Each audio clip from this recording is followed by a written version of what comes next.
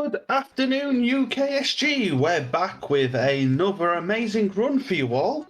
This time it is Discworld, any percent by Mindezzy. Just a few bits about why we're here though before then. We're raising money to support Crisis, a charity supporting people out of homelessness for good.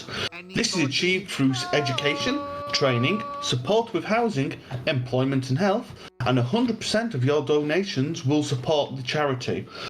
But here's a little bit more about the charity in their own words. Our amazing frontline workers are determined and committed to keeping our services open, providing advice, helping people find somewhere to live, and supporting people with their health and well-being. We are adapting the way we work to meet these people's needs in these challenging times, like looking at how we can get more phones for homeless people and remote technology to help them when it's not safe to do so face-to-face. As I'm sure you'll all agree, that is a wonderful cause to be donating some money towards. But before we can start talking about final totals and that, we've got a Discworld run to watch. So open up a can of Iron Brew and over to Mindezzy. All right, hello everybody. Welcome to this is my first ever marathon run, so I am super nervous. We're gonna get straight into it. Before we do, who wears it better? I mean, come on, let's be honest.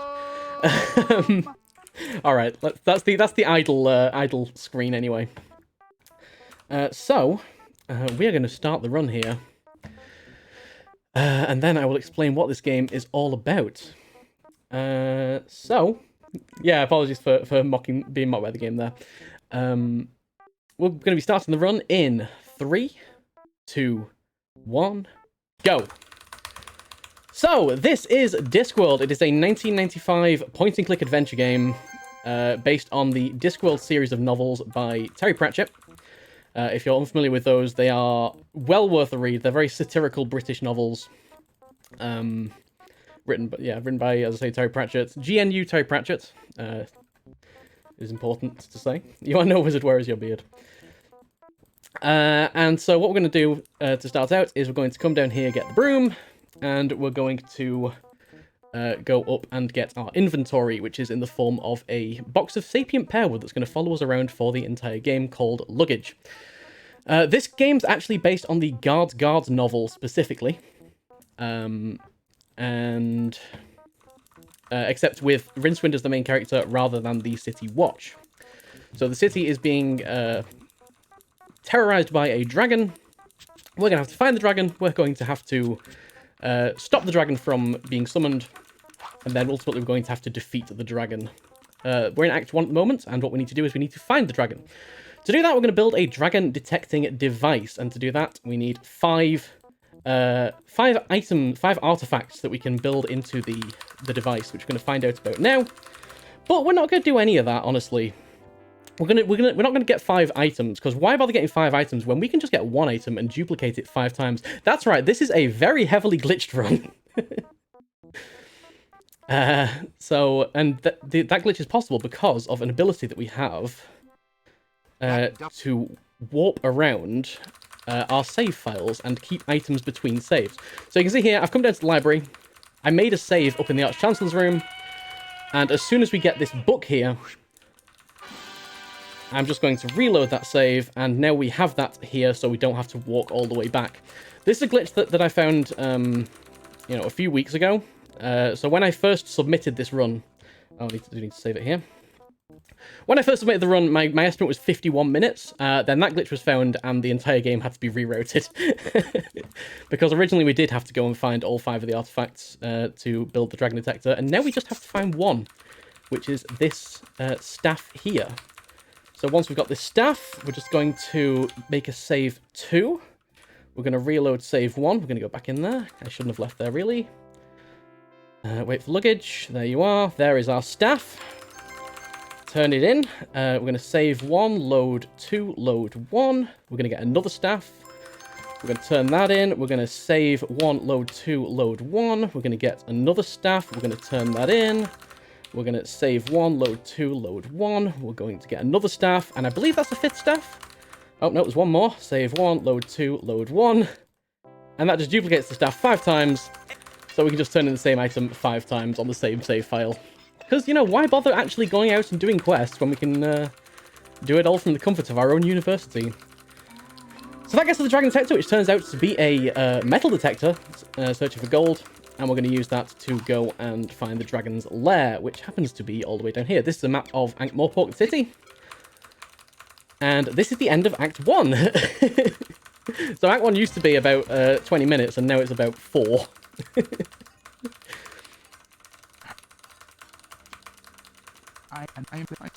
And, you know, we're going to have a bit of a conversation here with the dragon. You'll hear a lot of tapping through this, because I have to mash escape through any conversation or anything. And that is the beginning of Act 2. For Act 2, we're going to make a save here. We're going to go up here. We're going to make a save on the way. Now, we're going to start Act 2 by getting 3 key items that we're going to need later on in the act. We're going to come here to the broken drum, and we're going to make use of this save warping constantly to make sure that we don't have to do any backtracking. So we'll go here and get the glass. And the main premise of Act 2... Act 2 is one of the main acts of the game. So let's walk back, save it so that we've now got the glass on this save file. Then we're going to go head to the square, and we're going to go get the butterfly net. The main premise of Act 2 is, firstly, we need to find 6 golden artifacts. These golden artifacts are artifacts that were used to summon the dragon here by an evil cult. We need to find all 6. But again, we're not going to find all 6. We're just going to find 1 and then duplicate it 6 times. Because honestly, this glitch completely breaks the game. It's marvelous. So here we're going to get these firework. Now, the game can crash here. I do have a contingency if it does. I'm hoping it does not. Please, please do not crash. Please do not crash. Please do not crash. And it did not crash. Excellent. We've made it into the university. That is one of the first bosses of the game. That screen where it can crash. And now we're going to go back into the past because we need to spy on the cult and find out who the members of the cult are. And to do that, we need to go back in time. Well, fortunately in the Discworld, there is a concept known as L space. And that is basically the Disc's form of time travel. It is located here in the Unseen University Library.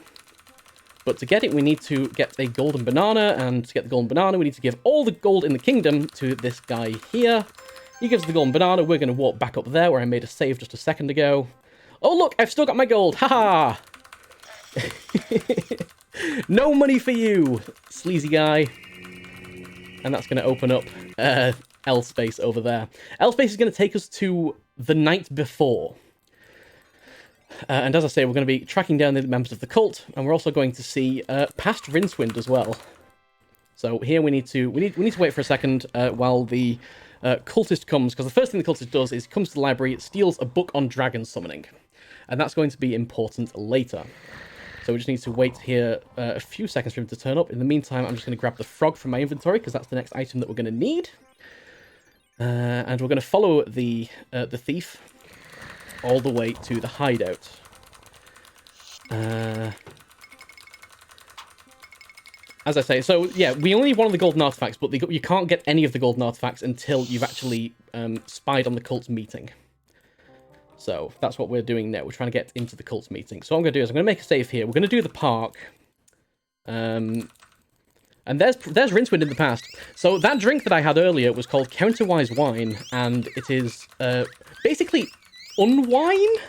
It gives you the hangover before you've drunk it. So this is Rincewind sleeping off the hangover from the glass that we drank earlier in this run, which was actually in his future. So don't worry about time travel. This is Discworld. We don't worry about things like that here. But I do now have to wait for the thief to finish his pathing. Because once the thief has finished his pathing, we will unlock an area called the hideout, which is where the cult are meeting. In the meantime, we have just got the butterfly. We are about to have a 40-second cutscene. Which is unskippable when I've used this butterfly on the lamp over here. Rincewind, please, stop pathing underneath the ground, please. And there we go. So yeah, now we've got a 40-second cutscene. We're going to watch a guy get really, really hydrated. And yeah, TM Panda, over to you if you have anything to read. Yes, I don't have any donations, but I do have an incentive for you all to donate, and that is our wonderful incentives. There is actually one incentive for this run currently, which is to feed the dog. We are currently 20 into 100 goal for this, so if you donate, we get to feed a dog. Don't you like dogs? Feed the dog, make the dog happy. We've also got a bonus run coming up later today, which is Hugo's House of Horrors any percent with glitches after the glitchless run. And further on today, we have the Cyberpunk run and Riding the Roller Coaster. They all still need meetings, so if you want to see any of them, please donate towards them. Back to you, Mindez. All right, fantastic. Yeah, definitely some great incentives to be had. So what we need to do, we had to cause a storm on him so that he would take his, so that he was derobe and hang his robe up to dry, so that we can go steal the robe. And because it's a nice dark robe, the kind of thing that cultists wear, it's going to allow us to infiltrate the cultist meeting. So we'll just take the robe, walk back to L space, and go back through. Now, we've seen where the thief goes, so let's beat the thief to the hideout. And this time, we are going to eavesdrop on him entering the cult hideout. So we can discover the password to actually get in. Yeah. And this is a good opportunity for me to really talk about the voice acting in this game. I just want to say, the voice acting in this game is incredible.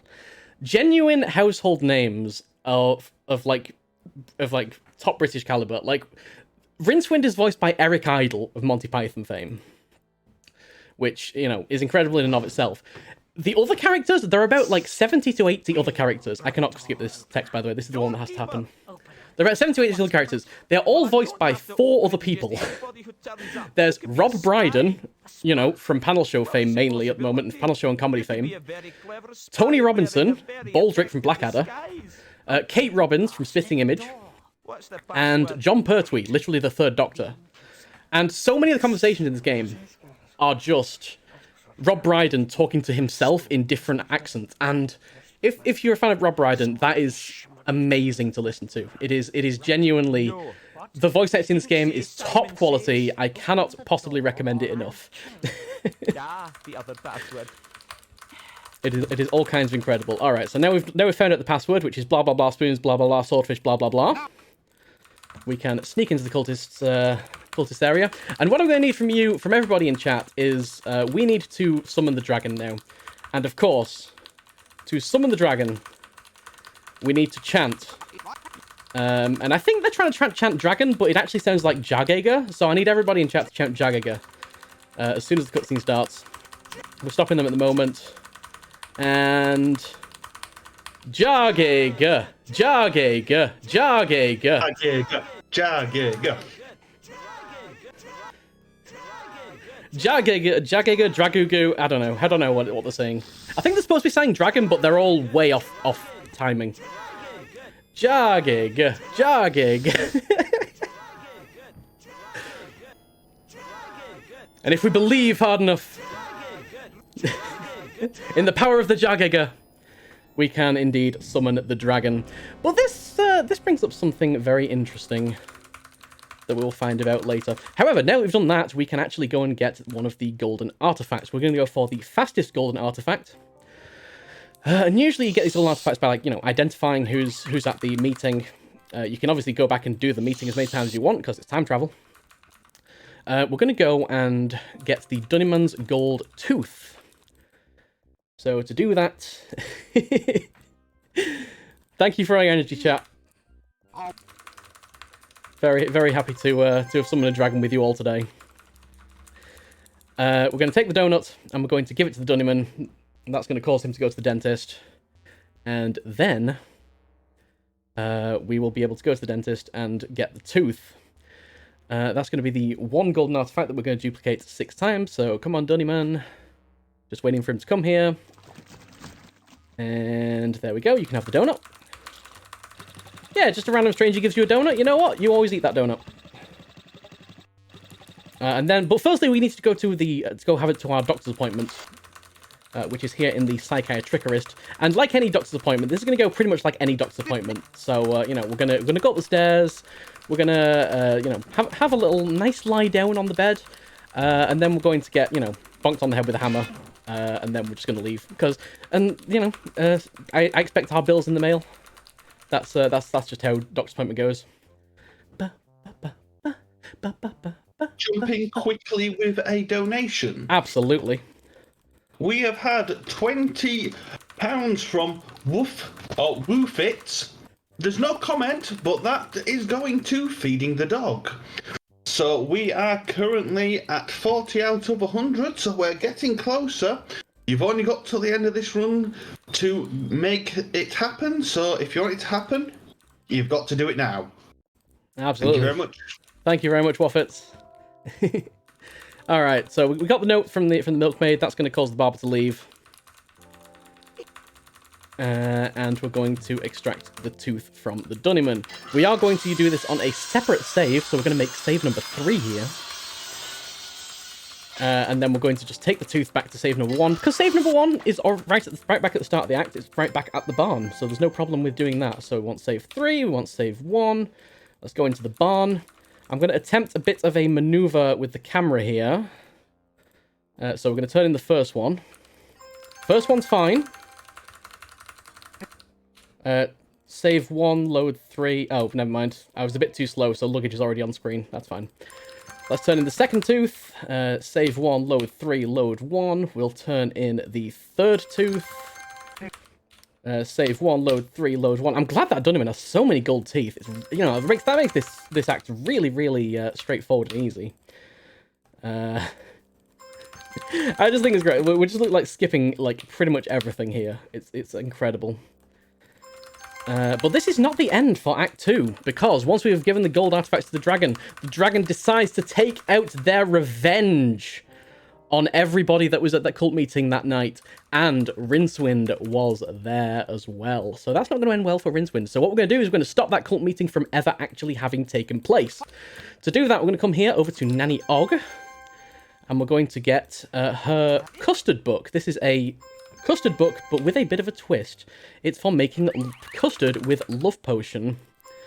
So we're going to replace the dragon summoning book. We're going to swap the covers between the two books. And we're going to put the book back so it looks like a dragon summoning book, but it's actually a guide to making custard out of love potion. So instead of being a dragon summoning cult, we have now created a love custard cult, which is definitely a thing. Absolutely 100% a thing. And I guess the dragon never technically existed or got summoned. I don't know. That's just how this game goes sometimes. So Rincewood's gonna march into the patrician's office. We're gonna see Lord Veterinary here, and he's gonna say that he wants payment for something that he clearly couldn't have done because the dragon never existed. The dragon's going to appear, even though the dragon never existed, because this is Discworld logic. And Act 3 is going to be all about fighting off the dragon. Well, Act 3 is supposed to be about fighting off the dragon, but if you know this run by now, you know that is not going to happen. We're actually going to do something called the Ramkin skip. And this is one of the first skips that was found in the game. And it's going to let us skip all the way to the end of Act 4 from the beginning of Act 3. There are 4 acts in this game, so this is going to take us basically right to the end of the game. What we need to do is we need to get the alchemist here to leave his house, go take some corn, which is going to unlock Lady Ramkin's Dragon Sanctuary. What Act 3? That is a very good question. And this is all to unlock Lady Ramkin's Dragon Sanctuary, which is somewhere that contains the item that we need to get into Act 4. There we go. It's there in the middle left of the map. That's just unlocked. Unfortunately, on the way there, we do need to stop by the hideout, and this is now a love custard cult. So we're going to, get a supply of love custard. There we go. We have a love custard tart. If we don't get this item, we literally softlock the game because we need that to finish. I have forgotten that item more times than I want to admit. Now, this is Lady Ramkin's Dragon Sanctuary, and it is here where we're going to perform the Ramkin skip. So what you're supposed to do is, I mean, this is like knock a door run, basically. So firstly, we need to actually talk to her to get to the back of the house. And then we're going to come back forward and basically do knock a door run. We're going to knock on the door, and then we're going to leave before she can get to the front door.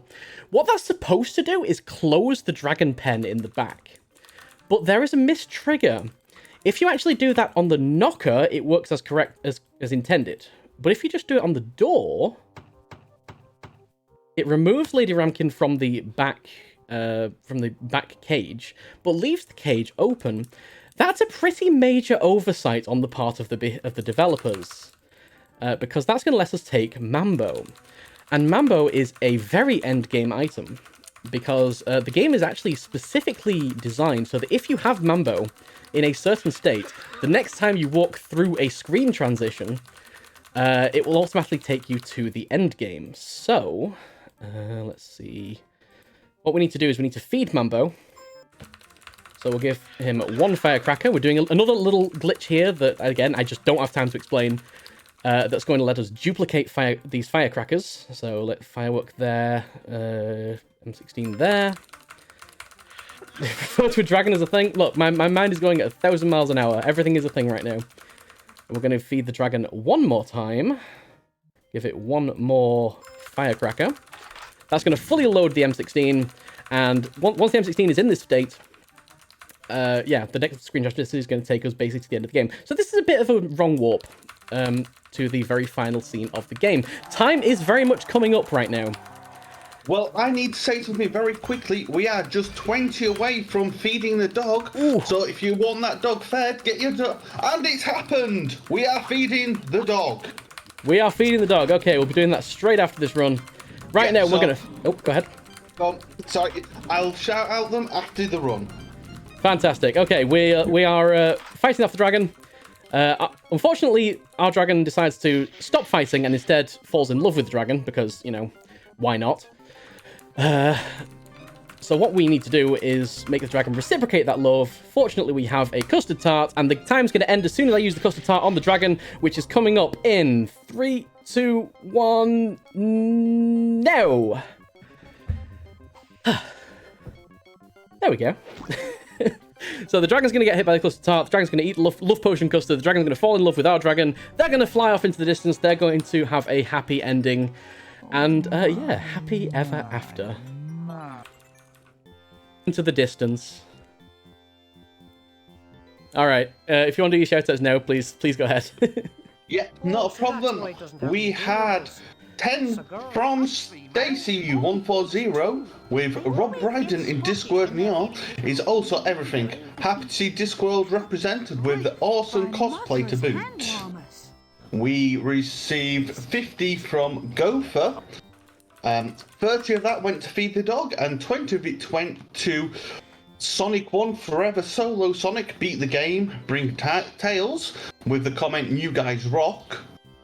We had 20 from Sixor with For the Doggo, and 20 from Chris42 with Jehovah. So thank you very much, guys, for making that happen.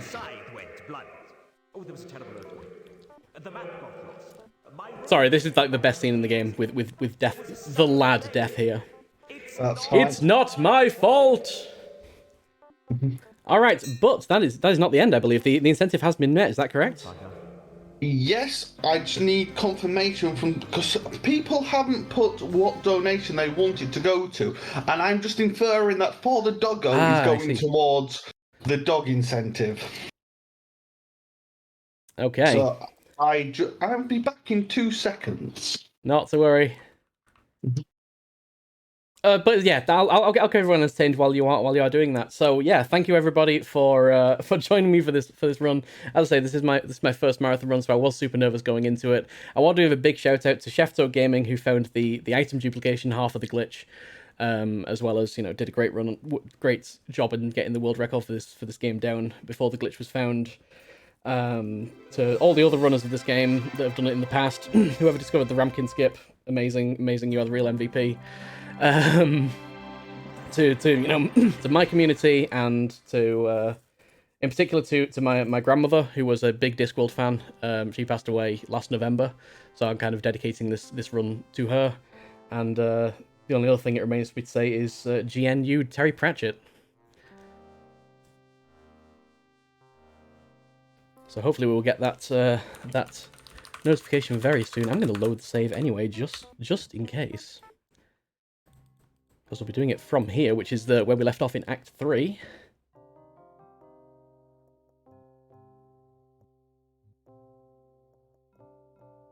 In fact, I'm going to go and get the bone, and then if the incentive is met, we can give the bone to the dog, and if the incentive has not been met, then we will let the dog go hungry. So, Feeding the doggo! We are feeding the doggo. Excellent. Okay, so, as I say, first thing we need to do is go and get the bone. This is going to take about 2 minutes. And what we're going to do is we're going to get some leeches. We're going to use these leeches. Okay, look, I don't know where you're going, but okay. It would have been really helpful if you'd stopped, but sure. We're going to use these leeches to cause a bit of a disagreement between these guards at the palace. That's going to distract them long enough to let me through. I'm just going to turn the volume down a little bit here, as I told my tech, because this is the loudest scene in the game. This and the dungeon is the loudest scenes in the game. So I do need to adjust my audio there a little bit. I need to do it on my own stream all the time. There is a little bit of screaming in the background. I would appreciate, I know this is a bit of a dungeon, a bit of a torture chamber, but I would really appreciate it if you would scream quieter. Thank you very much. So we're gonna get the bone from over here, from the skeleton. And before we go and feed the doggo, we are going to put a little bit of seasoning on this bone, because Rincewind, what is your pathing doing right now? Honestly, all right. But we are going to put a little bit of seasoning on this bone before we give it to the doggo. So let us go ahead and find the seasoning pot. That's what it is. It's just seasoning and absolutely nothing else. Don't even worry too much about it. So to do that, we're going to go over to the street over here, into the toy shop, because where else would you keep seasoning? And this little seasoning pot here. That's what it is. Nice little seasoning pot. It's just gonna make this bone even more irresistible for the doggo. And then we're going to head over to the inn, which is where Gaspode is. Gaspode is a dog from the Discworld series, for Discworld books, obviously. From quite a few of them, it's a dog that actually learned to talk. And there you go. Unfortunately, once he learned to talk, he would never shut up, and that is why we need to give him the bone. Very suspicious-looking dog, that. And there we go. The dog has been fed. Look at how happy that doggo is. The doggo deserved it. Let's all be honest. That doggo deserved that bone. Here, doggy, doggy, doggy. He is now a happy doggo. Here, doggy, Very happy doggo. Thank you very much for indulging my incentive there. It was a very worthwhile incentive, and everybody can agree feeding a doggo is something that's worthwhile. Anyway, that's the end of Discworld, unfortunately. An amazing game from a bygone era that everyone should enjoy at least once in their life. Coming up next, we have Jack of Hearts with Hugo's House of Horrors. But before then, a brief intermission. We'll see you in a few minutes.